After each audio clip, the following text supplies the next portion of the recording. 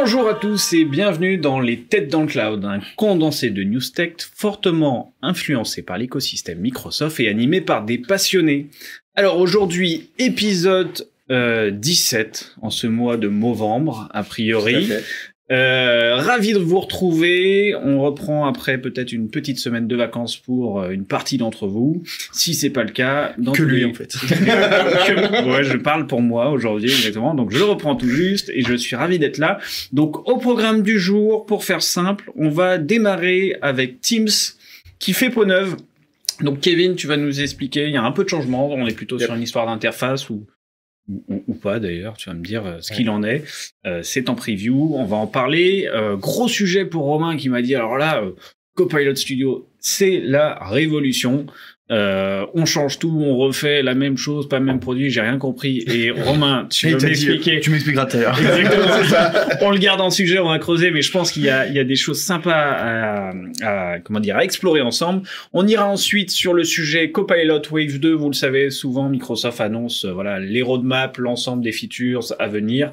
Donc Kevin, on reviendra avec toi pour creuser la partie Copilot M365 et en tout cas les copilots sur la Wave 2. Benjamin, tu nous emmèneras du côté de Fabric. Fabric commence à déléguer. Oui. Alors, ça veut dire qu'avant, il ne le faisait pas, probablement, ou il le faisait moins. Voilà, ça fait partie de ces petites features qu'on aime bien, nos sujets de gouvernance de fond. C'est ça, exactement. On va voir, il y a forcément de l'impact pour les organisations, donc on ira parler de ça. Et je finirai sur un sujet IA. Du coup, on va parler de GitHub. Et je vous expliquerai pourquoi GitHub active le mode low-code. Et ouais, on va aller faire de la concurrence à Romain. On n'a pas l'air très inquiet. Hein. Et voilà, donc gros programme pour le mois de novembre. En tout cas, pas mal de... il y a des fois où on cherche un peu les sujets parce que voilà, il n'y a pas des news produits tous les jours dans l'écosystème MS. En ce moment, ça bouge bien. Et pourtant, on est à quelques semaines quand même, je le rappelle, j'en profite, de l'Ignite. Et c'est peut-être l'occasion de vous dire qu'on aura un épisode spécial donc qui sortira le 20 novembre, si je dis pas de bêtises, parce que on a la keynote de l'Ignite le 19 novembre, donc vous verrez le 20 novembre, en début d'après-midi certainement, le débrief de la keynote, comme on a l'habitude de le faire en spécial. Donc là, il y aura beaucoup de choses à se dire à ce moment-là, vous le savez, ce sont souvent des épisodes assez complets, assez longs, parce que les keynotes sont extrêmement denses. Et j'en profite tant qu'on est dans les événements aussi de l'écosystème Microsoft, on a le PPFS, le Power Platform French Summit, si je l'ai dit correctement, qui se déroule les 3-4 décembre, où d'ailleurs voilà, les équipes d'Expert Time et Orange Business, exactement, interviennent et mènent un certain nombre de conférences. Voilà, donc c'est un événement communautaire de l'écosystème Power Platform qui réunit bien évidemment des experts, des clients sur plein de sujets de fond extrêmement intéressants. Donc c'était un petit rappel au passage, le PPFS se déroulera les 3 et 4 décembre. Expert Time sera partenaire Platinum, donc on sera le gros niveau de partenariat et de présence. Ce qui est intéressant cette année, déjà pour nous, c'est qu'Expert Time et Orange Business Services sont partenaires Platinum. On a 7 sessions sur les 2 jours. Ce qui est assez impressionnant. La plupart du temps, les gens n'ont pas de session ou une. Donc, ça prouve dire que tout le travail qu'on fait de veille et que nos consultants font, puisque c'est les consultants qui soumettent les sessions, c'est pas Expert Time en tant que tel. Donc, ça, c'est déjà, je voulais dire juste bravo à tous nos consultants qui nous suivent, qui nous entendent. Merci. Parce que c'est les leurs. Oui, il y a les vôtres. Et sur les 7 sujets, on va, c'est de la Power Platform principalement. On va avoir, tout simplement, on va commencer déjà avec un tour de table. On invite du lourd, on invite du Bolloré, du Total Energy, du Business France pour rester un tour de table en amphi Grand Bleu. On aura des retours d'expérience. Grand Bleu chez Microsoft. Voilà, l'amphi Grand Bleu, c'est 200 places, 250 places en amphi, etc. C'est un mini Olympia.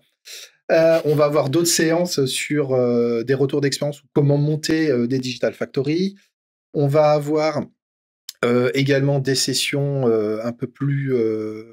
transverse avec Kevin et moi, où là on va travailler sur la gouvernance des copilotes et des agents, un des sujets pour un peu teaser. C'est ça surtout le gros message, c'est que si vous voulez rencontrer les acteurs des têtes dans le cloud en vrai, ils existent et ils seront tous présents d'ailleurs au PPFS. Benjamin, t'interviens aussi. Entre Fabric et l'environnement Power Platform. Voilà. Donc l'idée, cette session, vous intervenez tous, on aura le plaisir de vous y croiser, et du coup, pour terminer, c'est les 3 et 4 décembre. Exact. On va enchaîner sur notre programme, du coup, avec le sujet numéro 1. Kevin, dis-nous pourquoi Teams fait peau neuve. Yes, pour être honnête, j'espérais cette nouveauté depuis un certain temps, j'y croyais même plus, j'avais carrément oublié Je l'ai que pas c'était encore en cours de discussion. Moi, je l'ai découvert sur la partie Teams MVP. On a c'est cool. Donc, juste pour planter le décor, aujourd'hui, dans Teams, on fait beaucoup de choses et on a, je pense, chacun de son côté, beaucoup d'équipes Teams, on a beaucoup de conversations. Oui. Et c'est un peu difficile de réorganiser ça. Donc, depuis un certain temps, dans Teams, on pouvait déjà changer l'ordre. On pouvait épingler. Équipes, on pouvait épingler les canaux par la suite et épingler des conversations. Sauf que peut-être comme moi, vous avez tout un tas de canaux qui sont épinglés, donc ça reste une liste importante, tout un tas de conversations, et au final, tu ne tires pas plus que ça.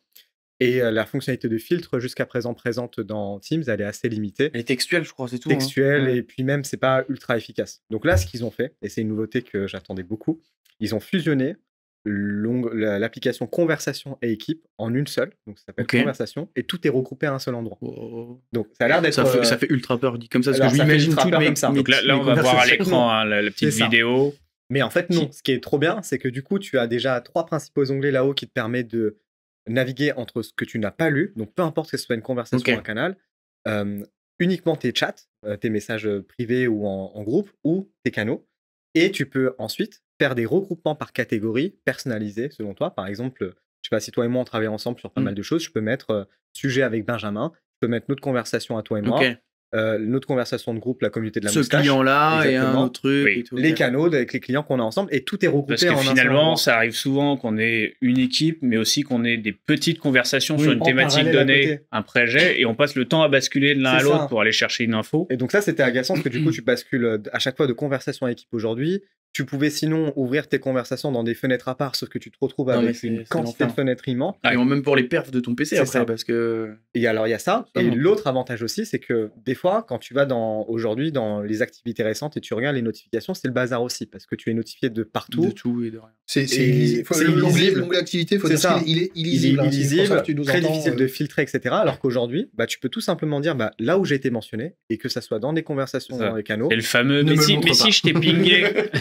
Non, je t'ai pingé et t'as un petit 258 en haut de ton truc d'activité, tu vas jamais le voir. C'est une fonctionnalité qui est vraiment attendue, qui est en cours, qui est en public preview. Public preview. C'est ça. Pour les personnes pour qui c'est autorisé dans leur entreprise. Mais tu m'as dit que tu n'y avais pas accès. Pas encore chez ExpertTime, mais il est arrivé côté Microsoft. Donc ça, on peut y avoir accès. Toi, tu remarqué aussi Teams MVP peut-être? Ah, j'ai pas vu. Ça arrive en fait petit à petit. Donc pour les entreprises qui autorisent l'utilisation des préversions, il faut juste aller dans les paramètres Teams et activer, je peux voir la préversion publique. Et ensuite, il faut... Donc ça va arriver chez nous bientôt, incessamment sous peu. Aujourd'hui. Donc ça, c'est plutôt malgré tout une grosse nouvelle d'un point de vue expérience utilisateur. Largement mieux. Et du coup, on appelle ça toujours conversation? Oui, ça s'appelle toujours conversation. Discussion. C'est ça. Et tout est rangé à l'intérieur. Enfin. Donc, c'est rien de fou, mais c'est fou. Disparition quand même de... c'est un petit truc. Disparition de l'onglet équipe. Énormément, c'est ça. Disparition de l'onglet équipe.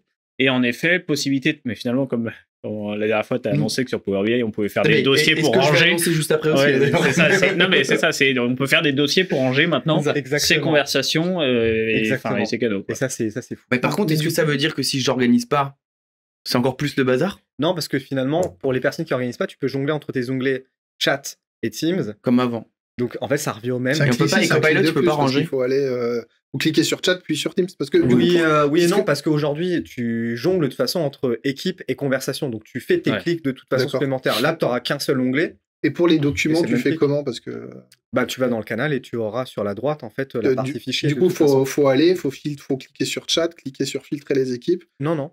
Et ensuite. Non, parce qu'en fait. Tu as dans les onglets, si on remet tu peux nous remettre, Antoine, peut-être le screenshot là, qui montrait la en fait, c'est juste les regroupements à gauche qui changent un petit peu. Mais sinon, quand tu ouvres ton canal ou que tu ouvres ta conversation, sur la droite, tu as la même interface. Tu as la partie discussion là-haut et la partie fichier en fait, à droite. Donc, c'est exactement la même chose. C'est la même logique, sauf qu'en règle du drag and drop, tu pourras réorganiser des choses qu'avant tu pouvais. En fait, ça t'évite de jongler entre les applications. si jamais tu organises pas, comme tu dis, bah, tu te jongleras entre tes onglets là-haut. Comme avant. Finalement, au lieu de le faire dans ta barre à gauche, tu le feras là-haut. Et donc, on a une priorisation, là, je vois à l'écran, en haut, de copilots, des mentions, et le troisième... alors, c'est plus la partie Discover. C'est Copilot Discover mention. Ok. En retard. Ouais. Et Discover, c'est quoi? Discover, en fait, c'est un bouton, ça n'a rien à voir avec Copilot. C'est juste, il va te mettre en avant des choses qui potentiellement que tu as manqué, qui pourraient être intéressantes. Donc, c'est des choses pour lesquelles tu as été mentionné, ou des choses sur lesquelles, un peu comme la Delve fonctionnait, des suggestions en disant, ah tiens, ça pourrait t'intéresser.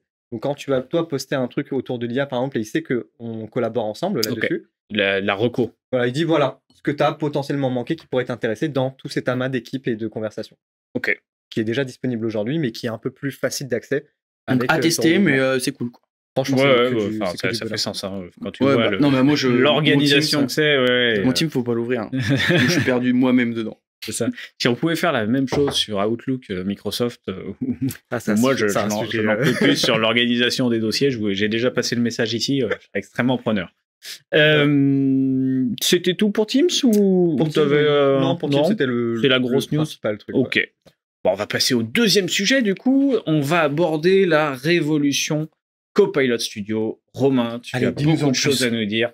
Fais-nous rêver. La révolution. Oui, alors du coup, la révolution, oui et non, on va voir. L'idée, globalement... T'es en train de dire que mon titre n'est pas adapté, Romain? Parce qu'en fait, c'est toi qui me l'as donné. Je comprends pas. Aujourd'hui, en fait, Copilot Studio, quand on dit Copilot Studio, dans la tête des gens, en tout cas du grand public, ou en tout cas côté métier ou client, c'est chatbot. Et au mieux. J'ai pas ça dans ma tête, même moi. Ouais. Voilà, mais au mieux, Copilot Studio, c'est déjà bien s'ils savent ça. C'est déjà bien, voilà. C'est déjà bien s'ils pensent chatbot. Ouais. En fait, ce qu'ils ont décidé de vraiment mettre en avant et de modifier l'interface et de mettre des petits gadgets comme on va voir, c'est surtout quand maintenant on comprend pourquoi ça s'appelle Copilot Studio. Parce qu'avant, ça s'appelait Virtual Agents. Donc, c'était assez clair que ça fait des chatbots. On a appelé ça Copilot Studio. Et en fait, donc, ça va être le studio des copilotes, donc le studio qui nous fait des agents. Et en fait, ce qui va être vraiment intéressant, c'est que c'est l'agent au sens large. Et en fait, comme on va le voir là, dans une petite vidéo que j'ai voulu qu'on mette. Donc, ils ont fait le sujet des agents autonomes. Et en fait, c'est donc le sujet de Copilot Studio. C'est une toute petite vidéo, c'est court, qui dure 2-3 minutes. Et Microsoft part sur le principe là de nous montrer un email qui arrive. Et cet email, il contient plein d'informations qu'il va falloir trier. Donc, rien de nouveau sur le fond, c'est des choses qu'on savait déjà faire. C'est-à-dire, il va extraire des entités à l'intérieur, il va pouvoir faire du tri, donc on sait à qui on s'adresse. Il va aller chercher là des informations sur le contrat à l'engagement, des informations sur toutes les informations liées, de l'IA classique. C'est pas la grosse révolution. Sauf que comment on va le voir là sur les petits logos, c'est qu'à chaque fois, c'est plusieurs workflows à la suite qu'on lance. On n'est pas en train de faire un développement sur mesure d'IA qu'on appelle, une IA qui va traiter tout le mail. On voit là plein de petites actions à la suite, qui sont des actions qui savent faire les choses, en fait. Ouais. On a à la fin des envois de mails, et on verra sur l'autre de l'écran même du Copilot, etc. Et là, en fait, ça, c'est ce qui va se passer dans Copilot Studio. Et là, on voit à l'intérieur qu'est-ce qui s'est passé. On voit toute cette partie-là, on voit un énorme texte, un énorme prompt. Et en fait, cet énorme prompt, c'est ce qu'on lui a donné comme instruction. J'ai ouvert Copilot Studio, je lui ai décrit toutes les étapes, tout ce que je veux faire. Donc, je veux un email, je veux l'analyser pour faire ça, ça, ça, ça et ça. Et du coup, ce qui va devenir intéressant, c'est qu'on voit là qu'il y a un déclencheur. Ces déclencheurs, pareil, c'est des choses qu'on pouvait un petit peu, pour côté plus technique, les avoir. Sauf que là, ça se fait beaucoup plus naturellement. Les déclencheurs, c'est un email qui arrive, une donnée modifiée dans SAP, une donnée modifiée dans Fabrics, tout ce qui est possible. Et donc ça, c'est des déclencheurs discrets. On additionne à ça les bases de connaissances. Donc, est-ce qu'on met une base de données? Est-ce qu'on met des documents? Donc, reste des choses qu'on avait à l'échelle d'un chatbot. Sauf que là, derrière, ce qui va vraiment devenir intéressant, c'est les actions qu'on va mettre dedans. Là où avant, on mettait un chatbot, on avait accès à des actions, mais c'était assez technique. Le commun des mortels le voyait pas trop. Les développeurs savaient que ça existe. Si on dit développeur, on va dire c'est pas nouveau.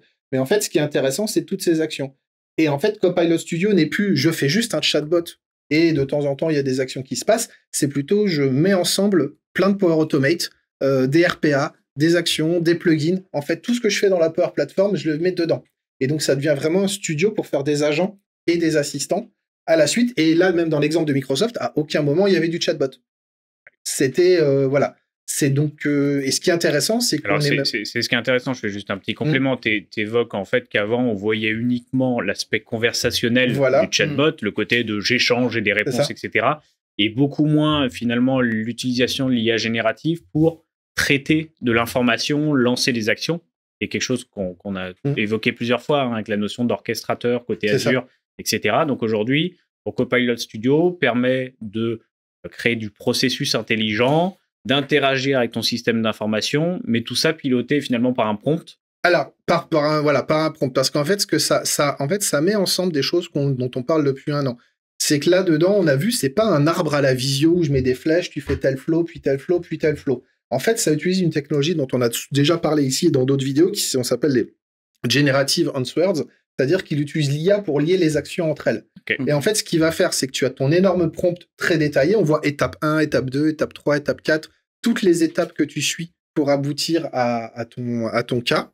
Et à l'intérieur de ça, globalement, qu'est-ce qui se passe? C'est que tu vas avoir des actions que soit toi tu mets, soit que lui il a trouvé. Vu qu'il a accès à un catalogue d'actions déjà existants, mais rien ne t'empêche, on voyait le bouton, créer une nouvelle action.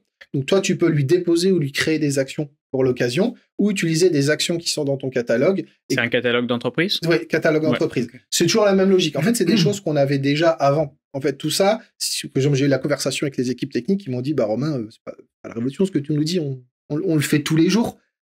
Oui et non, c'est-à-dire que oui, vous le faisiez, mais vous faisiez vos flows, vous faisiez vos solutions. En fait, quand on regarde là, et j'ai insisté, c'est que ça ressemble quand même à une solution, à un package. On a une description, on a un déclencheur, on a un ensemble de sources de données, et on a un ensemble d'actions qui sont toutes des technologies différentes. Donc en fait, on a une unification finalement des technologies low-code de Microsoft autour du studio Copilot et piloté par l'IA Gen. Surtout que c'est que l'enchaînement des actions est piloté par l'IA. C'est que justement, tu mets de ce catalogue d'actions et c'est quand tu as expliqué ce que doit faire ton agent, justement, c'est l'IA qui fait s'enchaîner les actions. Et là, il y a d'autres exemples et on vous mettra des liens, etc. C'est qu'on a aussi l'escalade humaine ou la recherche. Par exemple, dans le cas qu'il donne dans la vidéo complète, j'inviterai les gens à regarder, c'est qu'il manque des informations dans le mail qui arrive, ils n'arrivent pas à le classer correctement, donc il va chercher dans la base de connaissances s'il arrive à compléter. Et ensuite, par exemple, il tombe sur le cas où c'est un client qui était attribué à une personne qui n'est plus un commercial qui n'est plus dans l'entreprise. Et à ce moment-là, il va fabriquer un compte-rendu du mail. Donc là, on revient sur de l'IA Gen. Il va l'envoyer au manager ou au responsable au-dessus associé à ce client et va lui dire, voici les actes, tu dois prendre des actions, tu dois aller dans tel outil, compléter et attribuer un nouveau référent sur ce compte. Et le truc cool, c'est qu'on le voit en dessous de c'est Copilot 365 qui est utilisé pour lui répondre et pas juste un chatbot. On pourrait juste faire le chatbot Copilot Studio qui lui parle. Dans l'exemple, ils utilisent Copilot 365. Et c'est là où je fais la transition avec Kevin, c'est qu'il y a d'autres agents et les agents se causent en IA. Et on le voit dans la fin de l'exemple de Microsoft, c'est qu'il y a un bouton, utilise l'agent pour renseigner les informations d'un client existant. Et donc, à la fin de l'exemple de Microsoft, on a le petit bouton qui est appelé un autre agent qui n'est pour compléter. Tu veux dire que tu boucles la boucle, tu enchaînes même. En fait, tu ouvres sur un concept qui est intéressant et je pense qu'il faut évoquer, c'est que depuis l'arrivée de l'IA générative, on parle de l'IA générative. À la fin, l'IA générative, il faut le voir comme un espèce de moteur qui prend l'information textuelle et qui en restitue. Et en génère parce que par la synthèse, par la traduction, etc., elle crée une information qui n'existe pas. Une synthèse de texte quand tu avais un texte long, etc. Et en fait, ce qui fait la valeur aujourd'hui de l'IA générative, c'est qu'on lui rajoute des compétences. On a beaucoup parlé des skills à un moment, par exemple. Donc, le RAG, la recherche augmentée, là, par exemple, c'est l'extraction d'informations dans du document. C'est une compétence qu'on rajoute à l'IA générative. Et en fait, aujourd'hui, ce qui différencie l'IA générative de l'agent, c'est justement ce côté prise d'action, interopérabilité avec des systèmes externes.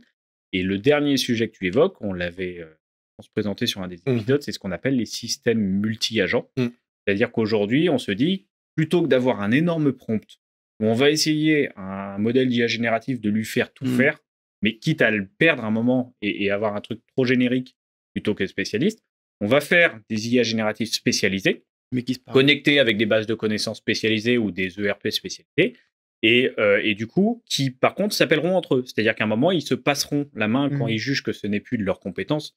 Ils ont besoin je vais pas dire du chatbot, mais du chatbot spécialisé, parce que c'est plus que le chatbot, vous l'avez compris. C'était dans l'épisode 14, du coup, Antoine me raconte ça. Et donc là, c'est ce vers quoi tend aujourd'hui la plupart des projets d'IA générative, ce sont ces fameux systèmes multi-agents. On parle beaucoup, un terme qui est en train d'arriver, c'est les projets agentiques. Vous le verrez.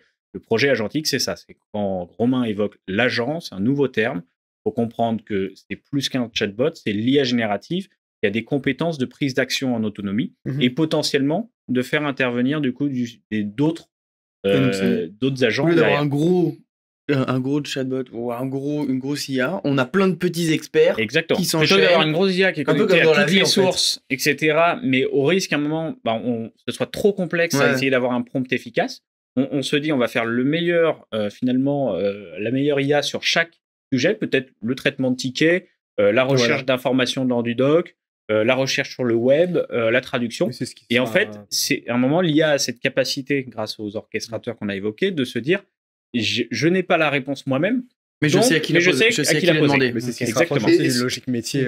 Totalement, bien sûr. En entreprise, en fait, c'est très rare d'avoir une personne qui sait tout. En fait, c'est pas très bon signe d'ailleurs. Mais ce qui est intéressant aussi là dans l'exemple, c'est qu'aussi, pour les gens, et je pense que c'était normal, on parlait IA chatbot. C'est-à-dire pour une IA, c'est j'écris et puis elle génère une réponse, comme tu disais. Là, le gros pour moi, ce que je voulais faire un peu le côté un peu révolution, comme je disais, Copilot Studio est mort, vive Copilot Studio, c'est surtout que, voilà, ça y est, faire un agent, ça peut se faire sans chatbot du début à la fin. L'idée d'un agent, c'est qu'il y a un contexte, un prompt, qui est déclenché suivant des conditions et qui entraîne une suite d'actions basée sur une source de données. Et peut-être qu'à aucun moment, il y a du chatbot. Et c'est ça qui est... il n'y a pas une sortie écrite. Il n'y a pas forcément... Voilà, c'est peut-être un enchaînement d'actions qui, dans certains cas, peut aller à l'écrit, dans d'autres cas, peut aller à l'oral, ou du téléphone, ou des appels, ou de la voix. C'est là qu'on a la vraie rupture entre ce qu'était Power Virtual Agents avant, où on parlait d'agents, mais on était plutôt sur un aspect purement conversationnel, versus ce qui est en train de devenir Copilot Studio, un gros orchestrateur de tous les besoins de l'entreprise, tant conversationnel que RPA, que tout le reste, et du coup unifie l'ensemble des technologies low-code de la Power Platform existante. Moi, typiquement, vu que par exemple on a des déclencheurs sur des canaux de conversation, c'est parfois les gens souvent voient juste le chatbot, c'est quelqu'un qui cause, et là, dernier client en date, on lui a mis à cette époque-là, c'est chatbot dans un canal, mais dans ce cas, tu vas avoir un déclencheur. Et donc, tu peux avoir des choses, que je veux dire, totalement invisibles. Par exemple, tu as une conversation, tu prends l'équipe, tu as une conversation d'équipe, Kevin Anandou ou toi, ou enfin n'importe nous quatre, souvent, on poste une news, une veille, une info de veille. Qu'est-ce qui empêche de faire un agent qui détecte qu'on est en train d'annoncer des choses nouvelles et ensuite récupérer cette information et la classer dans une base de veille la résumer. Il y avait une super démo. Et de faire une newsletter à la fin. Il y a eu l'event Microsoft AI Tour il y a 2 semaines sur Paris et ils ont présenté donc les agents de Copilot et la démo c'était imagine que tu fais un système de classification des emails. Tu es une entreprise, tous tes emails entrants de demande d'information, typiquement j'aimerais avoir une info sur telle offre, etc. Tu l'as automatisé grâce à Copilot Studio. À un moment, normalement, ton système est censé rediriger vers le bon commercial. Le commercial en charge de l'offre. Et là, malheureusement, dans l'annuaire, le commercial qui est censé répondre à telle offre n'existe plus. Il n'y a plus de commercial attribué.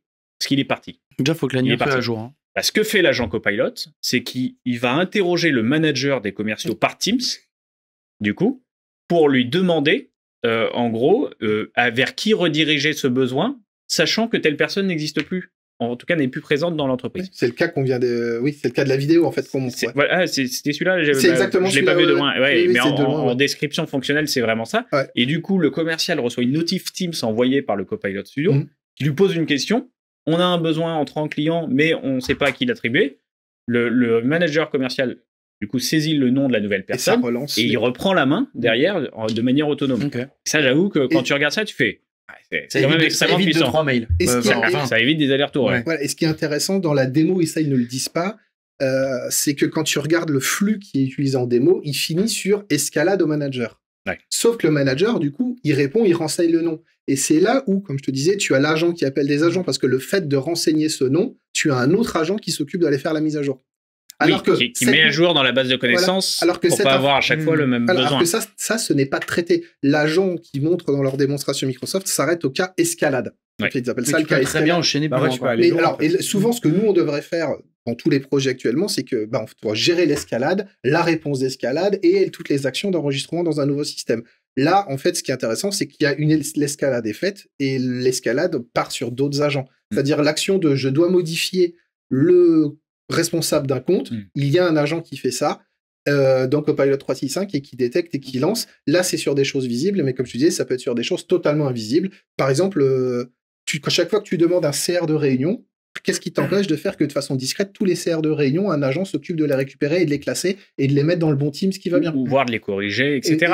Et ce sont des systèmes qui apparaissent beaucoup en IA maintenant pour faire des tests. Hein. C'est qu'on a des IA qui testent des IA. Ça fait longtemps que ça existe, ce concept-là. C'est le principe de base. Exactement. Et c'est comme ça qu'on a entraîné à un moment aussi à l'échelle des IA. Mais du coup, tu crées des agents vérificateurs et il y a des systèmes qui existent en ce moment pour vérifier que l'information remontée et extraite du document, c'est un des systèmes, je crois qu'on avait évoqué le Groundedness Detection sur Azure, et ça va vérifier que dans l'extraction de l'info qui a fait l'IA dans le document, finalement l'info est bien présente, c'est pas une hallucination. Bah, tu mets un contre-agent qui vient checker. Lui, essayer de trouver si le résumé, la synthèse qui a été faite n'a pas dérivé et qu'on a bien l'info présente. Enfin, c'est des petits packages intelligents que tu mets au bout les uns. Ça avait été annoncé de mémoire à la build, ça, non les orchestrateurs agents, mais pas aussi creusés. Alors justement, c'est comme je disais, c'est que c'est la révolution, comme je dis toujours, Copilot Studio est mort, vive Copilot Studio, au sens où c'est une révolution sans lettres. C'est-à-dire que si vous êtes d'un point de vue expert dans le domaine, tout ce que je viens de dire, c'était un débat que j'ai encore eu ce matin. Il me dit non mais Romain, ce que tu me dis, ça je le faisais déjà, ça je le faisais là. Non, ce que je voulais dire, c'est plutôt, c'était à la bulle, la dernière bulle qu'on avait couvert, qu'ils avaient teasé les agents. Par contre, on voyait pas les scénarios qu'on a vus récemment. Sauf que là, le côté, moi je trouve qu'il y a le côté important vraiment à retenir, c'est de se dire que la volonté de Microsoft, on voit des vidéos, on voit des contenus, on voit des articles et surtout ils nous ont dit. Là, on est tous sur la déduction. Même là, j'ai encore vu ce matin d'autres de MVP seniors qui ont fait des contenus dessus. C'est sur la base de ces vidéos-là. Okay. Donc, le message, c'est attendons le 19/11 l'Ignite pour avoir l'information. Parce que ce n'est pas disponible aujourd'hui. Non. D'accord. Enfin, preview, machin, preview anglaise, tout ce qu'on veut. En fait, on peut reproduire tout ce qu'on a vu avec les outils qu'on a qui sont déjà sortis. En fait, on l'a fait ce matin, on s'est amusé à le faire ce matin. J'arrive à le faire. Mais l'expérience totale telle que présentée dans la vidéo n'est pas encore accessible. Elle est un peu différente, pas dans toutes les langues. Donc nous, ce qu'on attend de voir, c'est le côté à quel point ça devient simple et surtout pourquoi ils en parlent maintenant. Et c'est ce qui va faire le début, je pense, une partie en tout cas de la vidéo de Kevin. C'est le lien de comment je crée des agents et d'où viennent les agents avec Copilot 365. Pourquoi on en parle maintenant, c'est parce que nous, étant dedans, notamment sur la partie IA tous les jours, la vraie valeur pour moi, pour l'entreprise, elle se situe là. Hein. C'est-à-dire qu'à un moment, le côté pour le marketing, créer des offres, ou les RH, des offres d'emploi ou faire de la trad, ok, on peut voir un ROI. Par contre, ce qu'on décrit là, ces systèmes agentiques, multi-agents, etc., ouvrent des possibilités incroyables d'automatisation, hein, encore une fois, de gain de temps, etc. Et je pense que ça devienne accessible via le low-code au plus grand nombre aussi. Ça, c'est important, c'est que ça reste des systèmes très complexes derrière à mettre en place. Ça se simplifie, alors que ça fait seulement 2 ans qu'on en parle. J'ai quelqu'un dans le chat qui dit quelque chose qui est à peu près ce que vous dites aussi, Max Mull, qui dit des besoins jusqu'alors non automatisés vont pouvoir l'être sans pour autant avoir besoin de créer des apps, mais juste de s'appuyer sur nos outils du quotidien. Exactement. Pour que ça marche, par contre, doit suivre une tendance que le Gartner a annoncée il y a quelques années, qui était pour 2024, 2025, 2026, qui était, par contre, il faut que les entreprises aient des catalogues d'actions. Oui. C'est-à-dire que préparer le truc, quoi. Voilà, aujourd'hui, la Power Platform fournit les connecteurs SAP, les connecteurs Jira, etc. Et il y a un connecteur Jira pour créer un ticket et tout. Mais il faut tout faire. Oui, il faut que tu prépares. Ce qu'il va falloir que les entreprises fassent pour faire même le scénario qui est présenté par Microsoft, il faut que l'action... Ou que MS propose des templates d'action un peu plus importants. Il y a une limite métier. Au bout d'un moment, le cas qui est montré là, il faut adapter, quoi. C'est ça. Il faut que ça soit quand même configuré dans le cadre métier du client. Donc, il y a quand même un step à faire pour que toutes ces actions, elles soient vraiment contextualisées et mises dans ce catalogue d'entreprise, parce qu'on rappelle que la plupart du temps, les citizen developers, on leur donne pas les mêmes accès en termes de connecteurs, d'écriture, etc. Donc, il faut un process de validation des actions, mise à disposition. Il faut enrichir ce catalogue. Ça, c'est pas une nouveauté qu'on annonce maintenant. Certifiées. Voilà. Ça fait comme ça pour BI. Ça fait 2-3 ans que c'est annoncé. Romain, on va terminer dessus. C'était un sujet extrêmement intéressant et je suis quand même d'accord. Hein, c'est une révolution.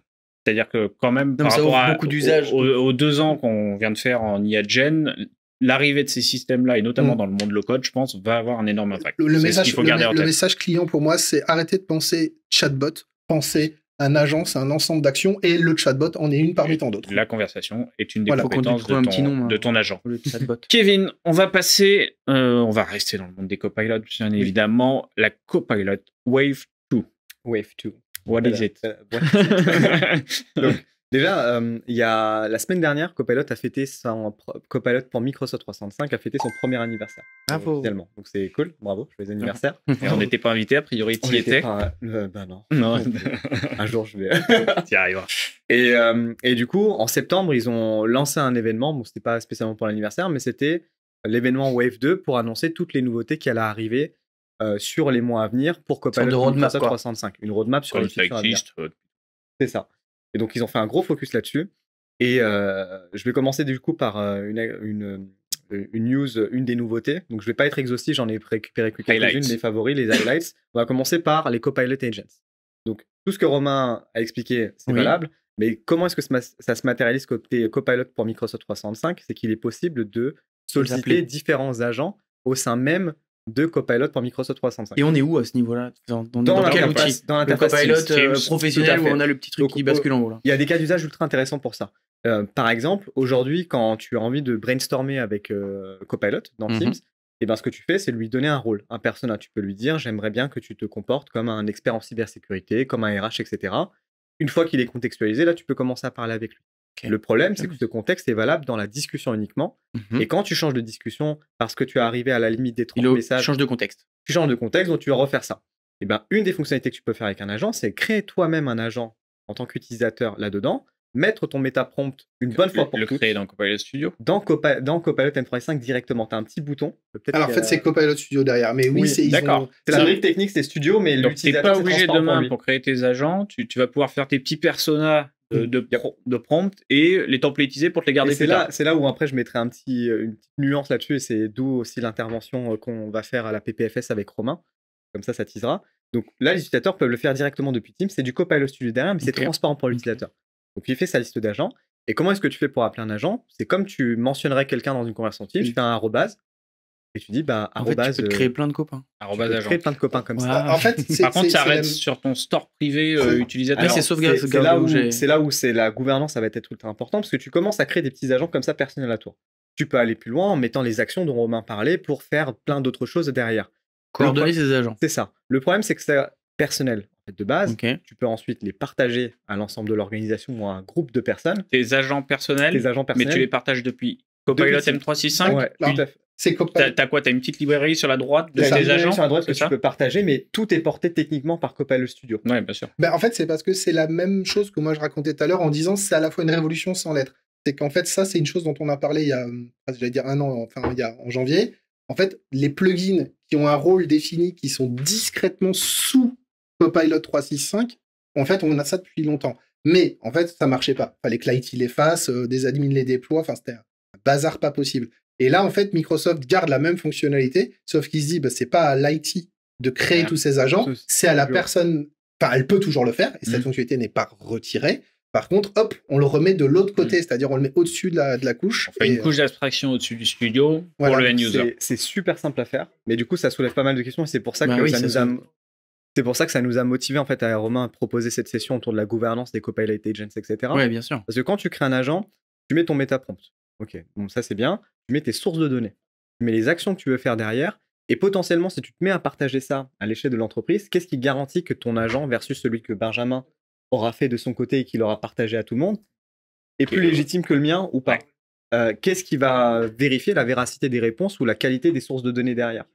Et du coup, tu n'as pas un monitoring des agents les plus utilisés pour savoir... C'est le teasing pour la PPFS. Ah, d'accord, on ne va rien dire. Alors, rendez-vous les 3 et 4 décembre. Il y a beaucoup de réflexion et c'est l'une des raisons pour laquelle on veut faire cette session ensemble avec Romain. Donc ça, c'est une nouveauté. Mais c'est normal qu'il y ait plein de questions. Derrière, tu te dis, mais attends, est-ce qu'on peut le bloquer aux utilisateurs finaux ou est-ce que c'est stocké? Ça forcément. Est-ce qu'il faudrait qu'on puisse le suggérer à l'IT? C'est-à-dire que t'en as fait un, tu vois qu'il marche, il est demandé, et que tu puisses... comme ça, l'IT te dit, ah, parfait, je te le bloque. l'IT en disant, bah, on aimerait le faire certifier parce que on voit qu'il... Donc il y a des choses qui arrivent. En fait, c'est la même logique, mais ce qui est intéressant, c'est que le point de départ, là, c'est des agents comme il dit, pour lui donner un peu de personnalité et de contenu. mais c'est les agents Copilot Studio dont je viens de parler. Ouais. Et en fait, la phase simple, c'est de mettre un prompt et un peu des bases de connaissances ciblées, mais rien t'empêche de lui mettre le reste de tout ce que je viens d'expliquer avant là. Depuis l'interface M365, tu vas pouvoir être aussi complet. À ce stade, il faut aller T'as un bouton peu plus avant loin. Advanced. Bah, j'ai fait ça. Et t'arrives dans Copilot Studio. Mais teasing, Ok. teasing. Arrêtons-nous. Alors, c'est quand Là, même c'est une extrêmement bande intéressant. C'est ultra intéressant génial. et c'est pour ça Ils sont qu'on a hâte forts de chez ouvrir le 3 Microsoft. décembre. hein. Ils sont forts, mais ça va soulever Pour ça- tellement d'inquiétudes Alors, aussi qu'il y a. on est là pour- on Et, a l'arrêt. et même nous, d'un point de vue là, si on enlève la casquette un peu métier, mais côté conseil, nous, ça va poser des questions. Aujourd'hui, quand tu fais un projet low-code, tu as toutes les, voilà, tu fais tes solutions, tu fais tes paquets, etc. Là, je suis en train de me dire que finalement, ma réponse à un projet client, c'est plus forcément une solution, un livrable, etc. Mais c'est peut-être des agents. En fait, un projet que nous, on doit délivrer à un client, c'est peut-être un agent qu'on va lui Ce qui est délivrer. incroyable quand même, c'est que je nous revois en janvier dernier où Oui. on parlait de Copilot Studio et on disait ouais, pour l'instant, c'est pas foufou, on voit pas ce que. Enfin, le Mais ça- chemin, ça il est prend une assez clair dimension quand de même. fou. hein. Ah bah, En moins d'un an. En moins d'un an. Et puis, il se passe plein de choses. Là, par exemple, les pièces jointes, officiellement, ne sont toujours pas dans Copilot Studio. Ça veut dire quoi les pièces jointes? C'est-à-dire qu'aujourd'hui, dans un Copilot Studio, quand tu voulais lui donner un Ouais. document pendant que tu parles, Externe, ouais. Ah oui, le glisser-déposer. Donc, voilà. De ton Et- contexte. et disons que là, on est en R&D, on en parlera dans une autre vidéo, mais là, le glisser-déposer, il est intégré par Microsoft. Ok. La preview du document déposé, elle marche. Exploiter ce qu'on a déposé, disons qu'on est encore en R&D là-dessus. Microsoft, on attend de voir ce qu'ils vont dire. Mais ça veut dire qu'on a aussi tout ça qui arrive. Donc, si on Ouais. commence à avoir le glisser-déposer à l'intérieur des agents en temps réel, voilà, teasing. là, on attend des Non, choses. c'est- Ok, moi je vais peut-être pas venir, mais en fait j'ai tout compris. Non, viens. le 3 Ok, décembre. je viens. Donc, si Donc ça, c'est je une des résume, nouveautés. appeler les agents, donc c'est ce qu'on disait, un Copilot M365 devient ce métabot, va orchestrer les agents. Exactement. Ça avait été teasé à la bulle, mais là, Mais là, réellement, on tu peux commence commencer à le voir faire. comment ça s'interagit, notamment d'un point de vue UI, C'est des ça. petits boutons, des appels, des interactions. C'est ça. Ça, c'est une des nouveautés. Ça repose sur le Fluid Framework, tout ça, ou pas? Est-ce que la base, c'est bonne le question. fameux un peu framework qu'ils avaient construit transverse à Non. tous leurs J'avoue, apps? je sais pas. Non, parce que tu es sur le, Alors, t'es pour- sur le client Pour lourd. l'instant, les bases sur lesquelles on repose, déjà, grosse news, alors ça dépend votre tenant, c'est du ChatGPT 4.0, ça je voulais juste Ouais. le replacer. On n'est plus sur le 3.3.5 comme au début. Il m'a piqué une nouveauté. Ah, mince. Ah merde Et Pardon. c'est Ah, 4 oui. 4 Ah oui, pardon, tu pourquoi relèves j'ai dit 4.0 Oui. Je sais pas. Et Waouh, tu en as plus, elle est même pas. Semantic Search et Semantic Kernel Ouais. pour la partie gen. Ouais. Et la partie fluide, Non, je sais j'ai pas de confirmation Ok. là-dessus. On va poser la question. Donc, vas-y, ta news. Mais je- Manius, Bah, du il y en coup, a plus. 4 À euros, moi. je l'enlève. Ah non, Alors, vas-y, explique. non, du coup, non, ça, je vais y venir à la fin. Du coup, une autre nouveauté, c'est Copilot Pages. Donc aujourd'hui, quand vous êtes dans une conversation avec Copilot dans Teams, Ouais, quand il vous génère les réponses, oui, pour les exploiter, vous avez un bouton copier, vous faites copier, coller. ça marche jamais. Si, Moi j'arrive pas, à chaque fois je suis obligé de prendre dans le non, truc. tu peux cliquer sur copier, mais en fait, il te prend Mais c'est sa réponse genre réponse et puis merci. son petit Mais message. voilà, à total. c'est ça, oui, c'est ça. Et bien là, maintenant, ce que tu peux faire, il y a un petit bouton qui s'appelle page en bas Ok. qui apparaît. Et quand tu cliques dessus, ça te crée une page loop où en fait, tu as toute ta réponse qui est renseignée à Ah, l'intérieur. mais je t'avais. Oui, ben oui. C'est ce que Ok. tu m'avais montré. Ok. Et du coup, toutes les conversations que tu as avec Copilot dans ce contexte-là, et ben, tu peux les ajouter au fur et à mesure dans ta page loop. Ouais. Et directement depuis ta fenêtre du coup, de conversation avec Copilot, tu peux partager cette page loop. Ouais. Tu À d'autres capitalises sur collaborateurs. sur le contenu qui t'a généré pour le C'est stocker ça. ailleurs. quoi. Exactement. Moi, je l'ai Ça, fait pour ça un les- client, je lui ai posé plein de prompts. J'ai dit, bah, il y a cette solution, hop, tu le mets en loop. J'en ai une deuxième solution, tiens, tu la mets là. Et à la fin, tu rajoutes des trucs un peu Ouais. à ta sauce. Et tu dis, bah, tiens, je partage tout ça et t'as Tout pas à besoin fait. de faire les copilots. Donc ça, Ok. c'est du confort. C'est une nouveauté Ouais, qui c'est est cool. ultra intéressante. L'autre nouveauté, c'est dans PowerPoint. Il y a une fonctionnalité qui Ah. s'appelle Narrative Builder qui est arrivée, donc qui est déjà accessible par certaines personnes, même pour la plupart des personnes avec qui je parle maintenant. Et du coup, avant, tu pouvais créer une présentation PowerPoint en disant « crée-moi une présentation à partir de tel fichier Ouais. D'accord. Ouais. Tu n'avais pas trop de contrôle sur le processus de création de Copilot parce que lui, il analysait le fichier, il faisait le plan, générait les slides et point barre. Après, tu ajustais derrière. Narrative Builder, c'est une logique de brainstorm. Tu ouvres une fenêtre, tu lui dis la thématique principale que tu veux développer sous la forme de présentation, Ok. il te sort les rubriques et ensuite tu challenges en rajoutant des rubriques supplémentaires. Donc jusque-là, il n'a pas créé de présentation encore. Et il a rien fait. Tu rajoutes Il t'a fait thèmes le plan. squelette. c'est ça, le le plan, squelette. Tu rajoutes les rubriques supplémentaires en pointant vers d'autres fichiers si tu veux. Et une fois que tu es satisfait des rubriques dans sa globalité et que tu es content du brainstorm, Go. là tu cliques sur générer. Donc il est plus respectueux de ta charte d'entreprise déjà. Ouais, Ok. Ça, c'est la vraie question C'est parce ça. qu'à l'heure actuelle, moi, il, j'y est, arrive pas. ça. il est capable. Tu choisis le template dans lequel il fait quoi. Oui, mais ça, Ok. déjà, tu ouvres un template template. de base avec T'ouvres le ton masque template. dedans. Donc Ah oui, il, tu peux il faire ça. respecte mieux ça déjà. Ok. Donc c'est beaucoup plus esthétique. il est capable d'aller chercher dans tes librairies d'images d'entreprise. Okay. Tu peux configurer en fait une bibliothèque SharePoint comme un site asset library. Là-dedans, tu mets tes photos de collaborateurs, tu sais, tes images un peu. Oui, je vois. Comme on a dans nous de certains groupes SharePoint. Et au lieu qu'ils prennent des images un peu random d'Internet, de personnes qui sont et ben il va aller prendre des images de ta bibliothèque d'images. En gros, tu te crées une librairie d'assets visuels. Exactement. Tu lui dis, tiens, c'est ça. Tiens, on va chercher. Aujourd'hui, quand tu donnes le droit d'utilisation de ta photo en entreprise, tu peux finir en pub PowerPoint. C'est ça? Ouais, mais en fait, ce que je fais aujourd'hui, en fait, il va pas altérer les images. Il va juste prendre et il va mettre. Il aimerait très bien qu'il les change. Il change un peu de tête. Alors, ça crée des heureux accidents parce que c'était un client, en plus, dans leur secteur bancaire, pas français. Et parce que je précise à cause des termes que je vais utiliser. Ils avaient ce système-là. Et en fait, on a eu le slide de transition, présentation, grande nouveauté, c'est super. Et c'est toujours le slide où il y a un super mannequin qui... Enfin, il y a toujours un... c'est pas le mannequin, c'était le... c'était le gouverneur de la banque nationale de ce pays qui s'est retrouvé en mode photo mannequiné, effet waouh, sauf que non, voilà, c'était le gouverneur d'une banque nationale qui s'est retrouvé comme ça dans un slide de transition comme étant le mannequin de présentation. Alors nous on le savait pas quand on a vu le truc, ça a beaucoup fait rire les internes, ils ont fait on va peut-être modifier ça, mais voilà, donc c'est le petit défaut qu'on avait à l'époque. Mais c'était rigolo. Bonne anecdote. J'ai une petite question sur, enfin, qui n'a rien à voir, mais sur le respect des masques. Si maintenant ils respectent mieux. C'est pour l'intéresser. Est-ce que la traduction totale d'un doc est possible aujourd'hui? Alors la nouveauté d'après, non. Parce que tu m'as montré la traduction par défaut déjà de PowerPoint, c'est déjà fou. Toi qui m'avais appris ça. En fait, c'est la traduire les slides. En fait. Ouais, mais c'est encore. T'es obligé de le faire bloc par bloc, le texte. En fait, si tu fais ça, c'est plutôt dans ton prompt de base. En fait, il faut que tu lui dises que la présentation, tu veux qu'elle soit faite en anglais directement. C'est plutôt ça. Ouais. Mais tu peux pas aujourd'hui encore à ce stade aller sur une slide et dire traduis-moi cette slide-là. Si jamais tu lui fais, il faudra que tu fasses des copier-coller. Du coup, l'outil de révision, de traduction, c'est pareil. Ça n'a pas changé. Moi, je suis extrêmement déçu. Et l'avant-dernière nouveauté côté Wave 2, c'est ce que tu avais teasé, Excel l'éternel, il y avait Python qui est arrivé dans Excel, tu te rappelles? Oui, et je me disais, waouh, doucement. Voilà. C'est pas les mêmes personnes. Mais bon, au-delà de ça, Python, ça reste un langage de programmation. Exact. Et c'est pas accessible par tout le monde, mais il y a des bénéfices pour le Python, notamment pour la manipulation de gros volumes de données, qui peut être intéressante pour les métiers. Et ben du coup, c'est pas encore arrivé, parce que ça va arriver en preview dans quelques mois. Il sera possible de demander à Copilot de faire du Python directement. Donc, ce qui fait déjà dans Fabric. C'est déjà dans Fabric. J'ai essayé hier. Le cas d'usage, c'est que quand tu as des gros volumes de données, tu veux faire de l'analyse un peu plus poussée que ce que permet de faire Excel ou Copilot actuellement, et ben il est capable de générer du code Python et de faire les analyses là-dessus sans que tu aies besoin de faire du code. Donc il appelle son petit agent personnalisé Python, qui lui sait faire que ça. Je sais pas comment ça fonctionne derrière. Python. Mais en tout cas, voilà, c'est pas encore arrivé. Et si ça arrive dans les mois à venir, ça sera en preview. Okay. Et après la dernière. Mais après, je pense qu'ils ont déjà tout, vu que dans Fabric, tu as dans les notebooks Python, ils le font déjà, donc ils ont la techno, quoi. Et après la cerise, on va dire, sur le gâteau, mais qu'avait teasé Romain, c'est GPT-4o, du coup, qui est le modèle maintenant qui est utilisé dans Copilot M365. Donc les avantages, c'est déjà une base de connaissances qui est plus à jour, une rapidité d'exécution. C'est quoi la mise à jour d'ailleurs? Enfin, juste comme ça, moi je sais pas. C'est quoi la date de mise à jour, je sais pas, de la base de connaissances pour 4o? Je crois que c'est fin 2023 ou. Ok. C'est fin 2023 ou avril 2024, je crois. Désolé, je vous ai mis dans un piège. Non, c'est 2023. Donc c'est ça, mais c'est pas ça la principale nouveauté de 4o. C'est la vitesse d'exécution. Les réponses qui sont générées par Copilot, elles sont quand même beaucoup plus rapides. Oui, c'est vrai. Franchement, c'est la. Et la voix. Et alors, c'est là où moi, c'est mes hypothèses que je mets.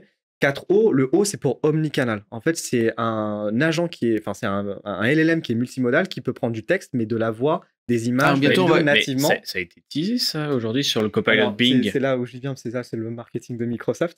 Et du coup, dans Copilot M365, aujourd'hui, c'est que les interactions textuelles que tu peux faire. Mais 4O, techniquement, peut débloquer le cas d'usage de la voix. Et c'est ce qu'ils font aujourd'hui avec le Copilot grand public. Ouais. Celui que tu as sur ton téléphone. C'est ça, sur le Copilot Bing. Mais c'est pas du Copilot M365 encore. Tu as la voix et tu peux avoir une conversation en temps réel. Parce qu'il y a des vidéos en ce moment où sur les petits déj ou je sais pas quoi. Mais c'est pas du Copilot M365. C'est pas le Copilot. Mais ils le font déjà, le 4O voix, dans l'écosystème Copilot Web. Privé. Mais c'était pas lié aussi à la démo qu'ils avaient faite quand ils jouaient à Minecraft en temps réel et qui parlait avec... Ça, c'était pour le Windows.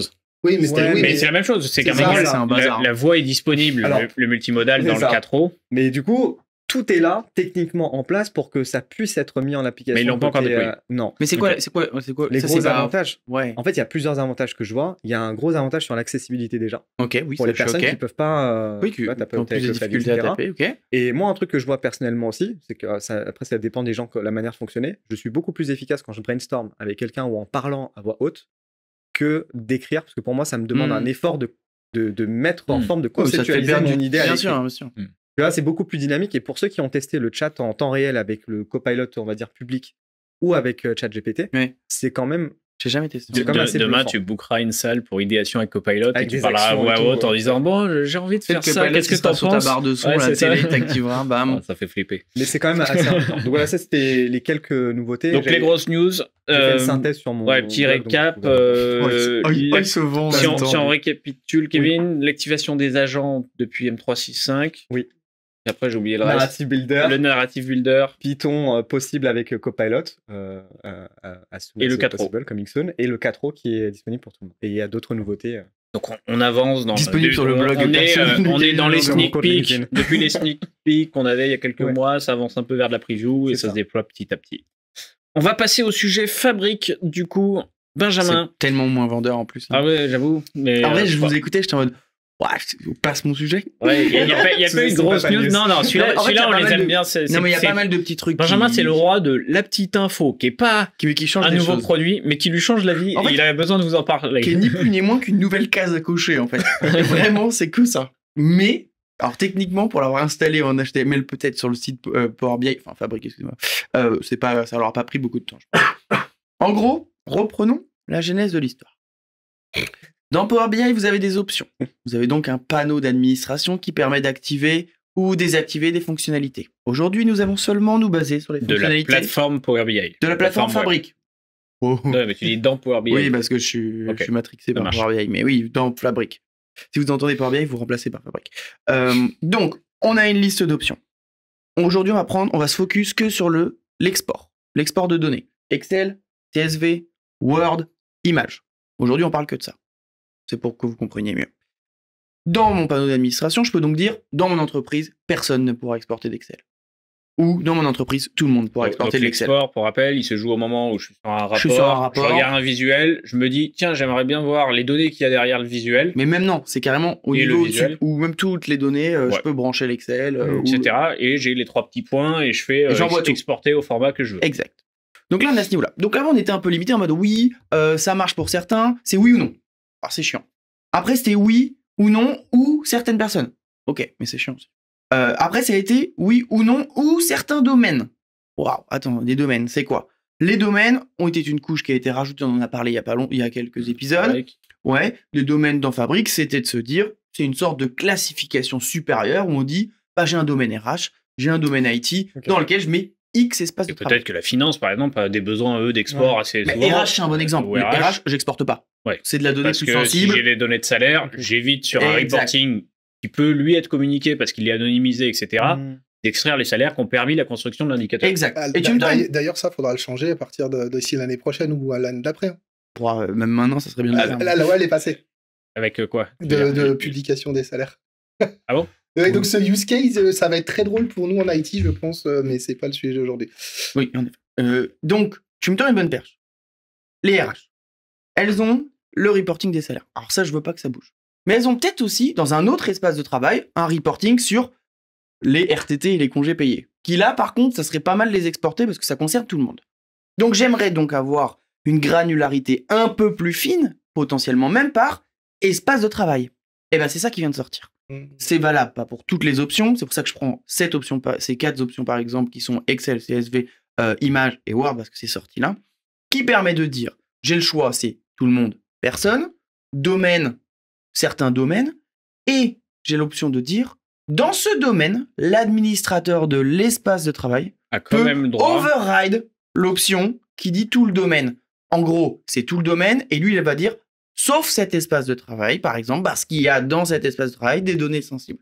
Donc, c'est ce que je dis, c'est juste une case à cocher en plus. C'est rien de fou. Mais c'est au niveau de la gouvernance qu'on monte encore d'une étape. C'est de se dire, on peut être de plus en plus fin, on va vraiment de plus en plus pouvoir définir mes options déléguées jusqu'au niveau espace de travail. Ça sous-entend aussi que dans un espace de travail, tu peux avoir plusieurs rapports, etc. Oui. Après, c'est peut-être pas la bonne pratique d'avoir dans un espace de travail des rapports qui n'ont rien à voir les uns avec les autres. C'est tout le débat derrière, c'est tout le débat de la gouvernance. Et c'est un débat qu'on a souvent avec les clients. Ils vont dire, ouais, mais alors quel est le cas d'usage derrière la création d'un espace de travail? Est-ce que je crée par équipe? Est-ce que je crée par projet? Est-ce que je crée... Bah, ça va dépendre. Là, on tend de plus en plus avec soit des espaces de travail par typologie de données ou clairement par projet. Parce que dans ce cas-là, si cette gouvernance, tu la mets en application avec ces par typologie de données, ton cas de CP-RTT, et ben, ça ne pose pas de problème dans l'espace de travail parce que finalement, ce sont que des rapports qui concernent ces sujets-là. Oui, sauf que dans ces cas-là, ça veut dire que tu autorises tout le monde. Donc, ton CP-RTT, voilà, c'est ça. Ouais, c'est ça. Après, tu as quand même... tu auras toujours un risque. Parce que une personne qui reviendrait à l'espace CP-RTT plus tard, qui ne sait pas que ton option elle est activée dans cet espace-là, j'imagine, tu n'as pas d'alerte qui dit attention, pour rappel, dans cet espace, l'export est possible. Et du coup, tu publies un nouveau rapport un peu plus confidentiel que les autres, où là, il ne faudrait pas. Tu le publies dedans. Et c'est pour ça que c'est théoriquement à la main de l'admin de l'espace de travail, et que l'admin de l'espace de travail doit être, et c'est encore une histoire de persona, d'adoption, inclus dans la publication. Il ne doit pas seulement être une personne de l'IT qui dit go, no go, j'accepte et tout. Non, il doit comprendre RGPD, il doit réfléchir et pas seulement oui, je peux publier, non, je peux pas. Et donc, on va un peu plus loin. C'est une finesse supplémentaire que c'est ça. C'est-à-dire qu'on est de plus en plus fin. Par contre, c'est pas encore toutes les options. Donc, ça va aller de plus en plus loin. Mais j'ai trouvé ça intéressant dans l'idée de se dire ouais, on avance. Parce que fabrique, il y a de plus en plus de choses, il y a de plus en plus d'options, d'export. On a cette inquiétude. C'est quelque chose qui est officiel, c'est pas une preview, c'est l'effet pour rester. Non, c'est encore. À moi de te poser. Benjamin reviendra vers vous dans quelques minutes. Le 3 décembre. Il s'est fait coincer à son propre jeu. Ok, c'est bien, je ne montre pas nos admin d'ouvert tout de suite. Attention, on vérifie en live. Export Excel, hop, enable. Non, c'est actuellement déjà accessible, monsieur Anandou. Merci, monsieur Crochat. Vérification live. Voilà, grosso modo, c'est ça. On tente. Bon, j'espère qu'il y aura encore plus d'options. Il y a eu plein d'autres petites nouveautés. Bon, après, on est sur des trucs beaucoup plus techniques dans les pipelines, des choses comme ça. On pourrait faire des focus là-dessus. Là, on est sur plus côté gouvernance. T'as eu un sujet, non? Il y avait un sujet sur Data Activator, je crois aussi. Alors, on a le Data Activator qui est plus en GA. Qui est en GA, c'est l'inverse. Par contre, attention, et moi, c'est ce que je dis à mes clients, attention, il est activé par défaut. Ça, c'est la faute. Donc, Data Activator, on le rappelle, c'est la partie observabilité de la donnée de Fabric qui permet un peu en mode utilisateur métier de mettre ses propres règles. Et on va certainement demain, à mon avis, se raccrocher à Copilot Studio parce que ce que permet de faire le Data Activator, pour rappel, c'est de dire, par exemple, tiens, je cible une table dans ma base de données qui est les paniers clients sur mon site e-commerce et je mets une règle que tout client qui commande plus de 1000 euros, il y a un problème. 1000 euros d'articles ou 1000 articles, il y a un problème. Il y a un truc. Il y a un truc bizarre. M'envoyer une notif mail pour que je vérifie s'il n'y a pas un hack. Globalement, je peux faire ça. C'est ça. Et je peux le faire de manière très low-code parce que c'est du Logicap pas loin ou de Power Automate, peu importe à la fin. Et du coup, c'est je fais ma règle avec le trigger, etc., le seuil. Avant, sur Power BI, on pouvait mettre des barres de seuil. On pouvait le faire sur des dashboards, mais c'était numérique, c'était égal, supérieur, inférieur. C'était beaucoup moins fin que ça et avec moins de scénarios d'action. Là, c'est ce que permet de faire l'observabilité de Data Activator. Donc, désormais un GA. Par contre, ce que tu dis... Par contre, ce que je dis, attention, c'est activé par défaut. Ça veut dire que si vous n'avez pas anticipé, que vous n'avez pas mis de gouvernance, vos utilisateurs qui ont Fabric, qui ont cet accès, ils vont pouvoir créer des Data Activators, donc consommer de la capacité Fabric. Et donc, sauf que tu as le lien. Moi, ce que j'attends de voir, c'est vu que c'est tout frais, c'est est-ce que dans les agents autonomes Copilot Studio, c'est tout le sujet dont on a parlé tout à l'heure, est-ce que moi, je vais avoir un Data Activator en trigger? Parce que ça serait génial. Exactement. C'est tout la suite derrière. Et par contre, ton exemple, il est intéressant parce que quand il me dit, c'est un problème, il est activé d'office. J'aime pas ces fonctionnalités. J'aime pas ça, moi. Donc ça, c'est intéressant. J'aime pas qu'on me force. En fait, ça me rappelle un exemple, c'est que quand il est sorti, moi, j'ai essayé de jouer avec rapidement. J'ai foutu un truc et puis le lendemain, je vois plein de notifs sur Teams. Bam, et je me dis mais c'est quoi ce machin? Et en fait j'avais lancé non mais c'est ça, j'avais lancé un premier Data Activator si supérieur à 1 alors toutes les 2 secondes. et en fait ça peut avoir un énorme impact en termes de perf derrière parce que alors je sais pas ce que ça consomme sur ça consomme ça consomme de capacité unité. C'est sûrement pas énorme mais ça dépend. Et puis surtout tu peux avoir tous tes utilisateurs qui viennent te voir en disant je comprends pas, j'ai tout cassé. En fait t'as deux problèmes en fait à ça. Le problème, c'est un terme d'expérience utilisateur, tu comprends pas. Mais je les ai pas formés, j'ai pas anticipé. Il y a peut-être un truc que je dois faire en interne avant de lancer un nouveau projet. Tu peux l'interdire dans Fabric Data Activator aujourd'hui? Bien sûr. Ah oui, tu peux Ouais, c'est le une bloquer. brique à part entière Mais qui est ok. enable ou disable. Par exemple, si Kevin il n'avait pas joué, tu sais, avec cette option-là, Non. est-ce que par défaut, le Data Activator aurait quand même envoyé, tu sais, un nombre de notifications minimum parce qu'il Non. pensait que non. Ah non, il C'est à dit, toi de t'as le droit, manipuler. tu l'utilises comme tu veux. Ça C'est active C'est d'usage, open bar. Kevin. Open bar. Moi, je vais le voir, mais rétroactivement, Ok. le lendemain ou le surlendemain, si je vais sur ma capa et si j'ai mis les alertings Mais et compagnie. Il y a intelligemment, il beaucoup te de met pas signes. des alertes, il te suggère pas des alertes sur des rapports, etc. C'est Non. à toi de manuellement de créer faire le l'action. Exact. C'est déjà ça. Dernière info, je crois qu'on allait sur Fabric, c'est la DP700 est disponible, non? Ah ouais, on a une nouvelle certification. On l'avait évoqué donc suite à la FabCon. C'est ça. On a une nouvelle certification qui est sortie en bêta le fin de mois, je crois que c'était le 21 octobre, quelque chose comme ça, qui est une certification donc Fabric aussi, la DP700, mais qui est beaucoup plus Data Engineer. qui est beaucoup moins Power BI grosso modo et qui est beaucoup plus Data Et Engineer. Qu'on peut tester dès maintenant, je crois, en Elle bêta. est déjà accessible en bêta, ouais. Ok. Et compte sur Nicolas qui a gagné son voucher via la Fabric Community pour nous dire si elle est facile Exactement. ou pas. Et petite dédicace à Nicolas qui est avec nous sur certains épisodes. On va fermer le sujet Data Platform. Ouais, bon, allez, on Ça y te va. va comme Bah, ça? c'était bien. On passe Ouais, au... je l'ai bien vendu, surtout. Ah, il a été bon, il a été Je l'ai bon, mais revendu, tu vois. ça me plaît bien ces petites thématiques. On va passer au dernier sujet que je vais vous animer. Donc Ouais, ce t'as 2 sera minutes. la partie GitHub. Pourquoi GitHub passe en mode low code? Alors, il s'est passé le 29 octobre un événement, c'était la conférence Universe de GitHub. C'est la grande messe de GitHub où on annonce voilà, les fonctionnalités. C'est notamment à l'effet de cette conférence qu'avait été à l'époque annoncé GitHub Copilot, que depuis la plupart des développeurs utilisent. Et là, GitHub alors, a annoncé quelque chose qui n'a rien à voir avec un autre produit du même nom, c'est GitHub Spark. Alors là, on peut dire Spark, on connaît, transformation de PySpark, données, cluster Spark, etc. Ouais. On en a dans Fabric. Ouais. Pas du tout, c'est juste le nom. C'est GitHub Spark. Et C'est un gros problème de copyright. voilà, qui veut dire étincelle en français. Ouais, ça reste un mot. Et donc ça reste un mot utilisé. Donc GitHub Spark, c'est quoi? Donc c'est un nouveau produit. Alors c'est un sneak peek. Hein. Il a été vraiment teasé avec des vidéos. Pour l'instant, on ne sait pas trop quand va sortir la version preview, etc. Ça sort directement de leur lab de recherche qui s'appelle GitHub Next. Et l'idée, c'est... alors la question qui s'était posée, je me l'étais noté, il s'était dit comment est-ce qu'on pourrait rendre la personnalisation de GitHub aussi facile que... non, c'est pas ça, ou je l'ai plus. En gros, comment C'est ça, d'écrire trop de faciliter lignes, la c'est personnalisation du développement d'applications. C'est un peu ça qui était leur réflexion première. Et du coup, ils ont sorti donc GitHub Spark, qui est un outil alimenté par l'IA, notamment par l'IA générative, donc qui est commandé par du langage naturel. Et d'ailleurs, petite anecdote, j'ai fait une traduction un peu clic droit sur Google de la version de texte sur laquelle j'étais, et il m'a dit que c'était quelque chose qui était propulsé ou déployé par la Hollande.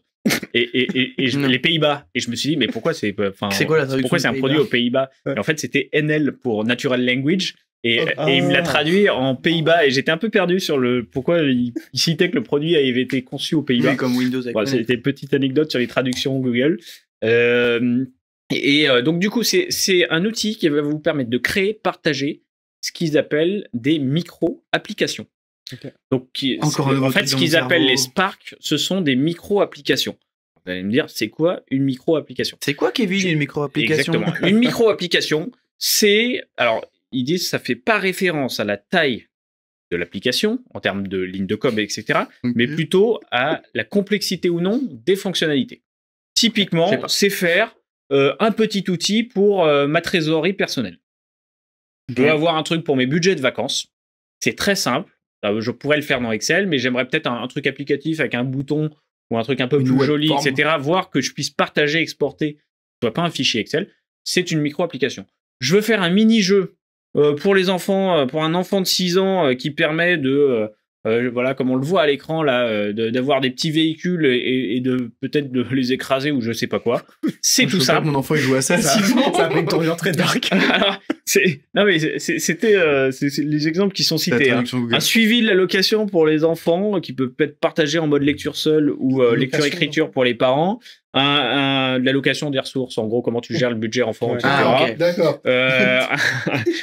Les traductions sont foireuses, je m'en explique. J'aurais dû le garder en anglais, celui-là. Un monde imaginé par un enfant de 6 ans, une application pour suivre un karaoké hebdomadaire et le statut de la présence des invités Voilà, le fameux Karaoke Night. C'est vraiment le truc basique. Ouais, c'est le truc que tu fais un peu avec des forms, que tu fais un peu avec de la Power Platform, bien évidemment, mais là, on est plutôt GitHub dans un monde grand public, finalement. Oui, c'est le fameux, c'est le VBA dans Excel. Et voilà, l'Allowance Tracker. Et du coup, l'idée, c'est quoi? Donc, c'est que, en fait, c'est assez proche, je sais pas si vous connaissez Flutterflow. Un peu, je connais Casseur Flotter. C'est rien à voir. Qui est une application aujourd'hui web qui vous permet justement en mode low-code d'aller, c'est basé sur un framework JS, React de mémoire, de plus facilement déployer des applications parce qu'ils vous mettent à disposition des templates, des boutons. En fait, de manière très graphique, tu vas dire mon app, je veux qu'elle ait un bloc de texte, qu'elle appelle telle action, etc. Et ce type finalement de plateforme aujourd'hui rajoute de l'IA générative pour qu'à partir d'un prompt, tu puisses déployer des apps plus facilement. Bah, c'est un peu pareil. C'est-à-dire que vous allez avoir un studio GitHub qui est dédié, vous allez créer des projets d'applicatifs. GitHub va tout gérer, l'hébergement, la base de données, et vous proposer globalement des templates d'apps, de boutons, de choses pour faciliter. En gros, ce qu'ils disent, c'est que même si tu fais un draft d'apps, tout de suite, il faut que ça ait l'air un peu stylé pour que tu aies envie d'en refaire et de le partager. Et donc, du coup, tu vas vraiment avoir des UI un peu professionnels. Tu pourras partir en pur langage naturel, c'est-à-dire dire j'aimerais une application pour gérer ma trésorerie familiale, etc. Et en fait, ils ont mis en place un espèce de système itératif. C'est-à-dire que vu qu'ils te permettent de voir en live ce que tu demandes, tu peux corriger. Tu peux revenir sur des versions précédentes de ce qui a été proposé, tu as une historisation. Tu peux lui demander d'améliorer ça. Il te propose une première version graphique. Tu dis bah non, j'aimerais plutôt changer telle partie ou rajouter un texte. Je sais pas si Antoine, on a la vidéo de ce que fait justement l'application GitHub Spark, parce qu'on voit un peu le processus. On l'a pas. On n'a peut-être pas le droit de la diffuser. Mais du coup, remets-nous un petit peu les screenshots qui viennent illustrer. Mais attends, moi, j'aimerais comprendre. En gros, tu lui dis je veux ça et il te crée une app. Crée une app. Okay. Alors, il te crée une première version de l'apps. Il crée le code, il te montre à quoi ça ressemble, il le stocke. Il te crée la partie interface, HTML, etc. Derrière, le back-end qui va, la base de données nécessaire au stockage des infos. Et après, ton app, elle est utilisable et tu peux même la partager, la donnée. Mais après, c'est peut-être trop tôt parce qu'ils n'ont pas officialisé le truc, mais c'est hébergé où du coup? Parce que... C'est hébergé chez GitHub. Par GitHub. Et ça coûte combien? Alors, je ne sais pas. C'est une bonne question. J'ai pas vu passer si c'était gratuit ou payant. On pourra vérifier ça. Mais ce qui est intéressant, c'est ça. C'est vraiment. La mise à disposition d'un nouvel. Exactement. Donc, qui est GitHub, qui est quand même un acteur. Je sais pas combien on a de milliards de développeurs présents sur GitHub. Enfin, c'est peut-être des millions, mais c'est énorme. Et du coup, là, on met à disposition du grand public la facilité. Enfin, faire un petit jeu vidéo en mode Space Invader.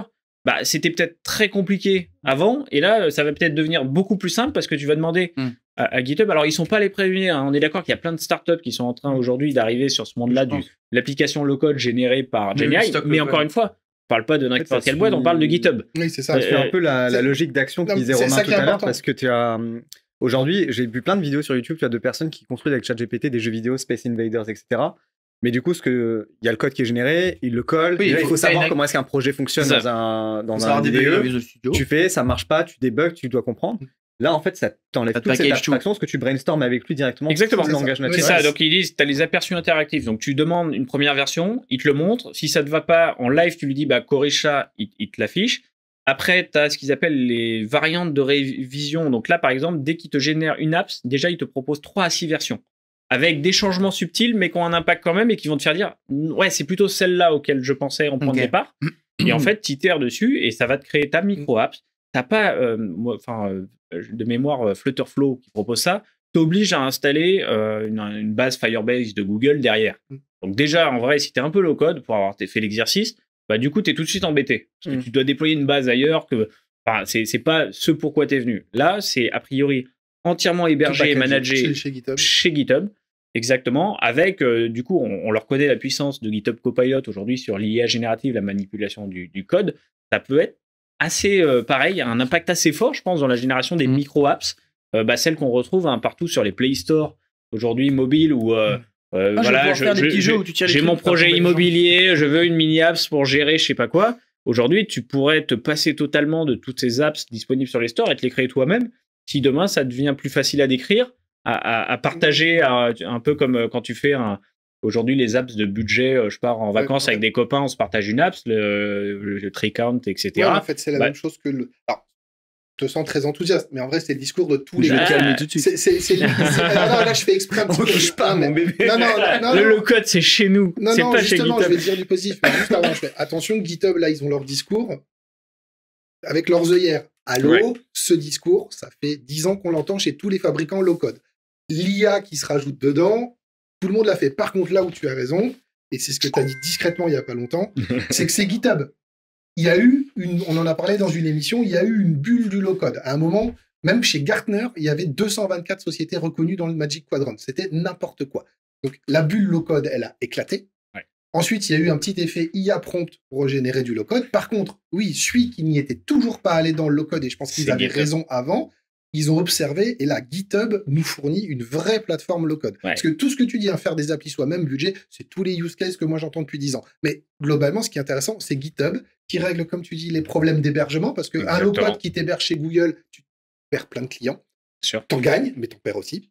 Voilà, donc c'est vrai que c'est un super acteur low-code avec une puissance, avec, comme tu dis, on va dire, GitHub, on le rappelle, milliard de users. Qui appartient à Microsoft, quand même. Donc, dans la stratégie de Microsoft, ça va avoir un impact nécessairement. Et aujourd'hui, il n'y a pas de passerelle, je crois, entre le monde de Power Apps. C'est parce que tu vises pas du tout la même chose. Là, tu es sur un C'est moins professionnel. Là, tu es plus sur du grand public pour moi. Enfin, en tout cas, les cas d'application qui ont été montrés, c'est vraiment le côté familial, famille, la petite app, le petit jeu. Je vais même répondre à use case qu'on nous a demandé en Power Platform, plus maintenant, mais beaucoup pendant les premières années. Je veux faire la Power Platform low-code sans faire du Microsoft 365. Ça n'existe pas. Donc déjà, Microsoft, dans son catalogue, n'avait aucune solution low-code pour les gens qui ne font pas du M365. Donc déjà, ça c'est génial. C'est vrai. En fait, il y a un cas d'usage auquel je pense là par rapport à ça, c'est que il y a Apple, il y a quelques années, sur le développement d'applications, pour leurs développeurs, ils proposaient, parce que des fois, tu as besoin d'une application, mais juste pour une feature. Et tu dois installer toute l'application entière. Et Apple laissait la possibilité aux développeurs de développer une espèce de mini-app, de micro-app, qui débloquait cette fonctionnalité-là, justement. Et ça se trouve, en fait, ce dont tu parles avec GitHub Spark, ça va permettre justement d'avoir cette logique-là. Peut-être que tu as des éditeurs qui vont avoir des grosses applications et ils voudront juste mettre un petit morceau et plutôt que de se repencher et tout là-dessus, en fait, c'est se guider en disant je vais extraire cette feature-là. Et puis, tu sais, encore une fois, je prends l'exemple d'Excel, mais aujourd'hui, quand j'ai un compte M365 famille, ça répond à une partie des besoins, le OneDrive, etc. Par contre, typiquement, quand tu as un projet, un petit projet perso, souvent, tu reviens sur Excel à faire ton petit tableau pour ton budget, ton truc. Et en vrai, tu partages ton Excel via OneDrive à d'autres, mais ça pourrait être beaucoup plus interactif. Et là, tu as peut-être une partie de réponse dans un monde purement interactif, applicatif. Ils ont pas mal insisté sur les possibilités de collaboration, notamment aux autres, de partage. Et ça peut être assez fort. Mais le dernier point, c'est qu'on aura le choix aussi des modèles d'IAGen, c'est-à-dire que pas gratuit. OpenAI, Claude, etc., on aura le choix, quand on crée l'apps, de choisir le modèle IAGen qui est présent derrière. Donc voilà, c'est un sneak peek, donc c'est encore une fois une préversion technologique qui est montrée par vidéo. Je vous encourage à voir la vidéo.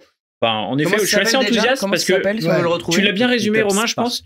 C'est que on nous vante le mérite. Ok, le petit jeu pour enfants, ça paraît pas dingue, mais on peut imaginer plein de cas d'application et c'est GitHub. Donc c'est ça. Moi, ce que je retire, c'est GitHub. Parce que j'avais testé ce que Flutterflow faisait en IAGen les premières fois. Rapidement, j'ai pas créé grand chose. Là, quand tu vois comment GitHub Copilot, globalement, attire les foules, rencontre un certain succès parce que ça fonctionne bien, on peut espérer faire. Donc, ils contraint ça au monde des micro-apps, ce qu'ils appellent les Spark. Du coup, les Spark chez eux, ce sont ces micro-apps. Ça peut avoir un impact assez fort sur le marché, encore une fois. Donc, c'était GitHub Spark qui a été annoncé, du coup, à la GitHub Universe. C'est ce que je voulais vous présenter aujourd'hui. Et je crois qu'on a fait le tour. Je ne sais pas à quelle heure il est, mais j'ai eu le mot d'ordre de « il faut que tu finisses, Kevin ». Donc, cet épisode était, somme toute, assez complet. On espère, bien évidemment, comme d'habitude, que ça vous a plu. Donc, pour rappel, les deux dates qu'on a évoquées d'un point de vue event, c'est l'épisode spécial de l'Ignite qu'on rendra disponible le 20 novembre, le débrief de l'Ignite comme on fait d'habitude, et le Power Platform French Meet où nos chères équipes seront présentes en intervention et où vous aurez l'occasion de croiser les acteurs des têtes dans le cloud et autour de l'écosystème Power Platform, Business, bien sûr. Nos collègues d'Orange Business qui viennent en partenariat avec nous. Tout à fait, je viens de le rappeler. On va terminer sur ça. Je vous remercie, je vous dis à très bientôt et rendez-vous au prochain épisode des Têtes dans le Cloud. À plus.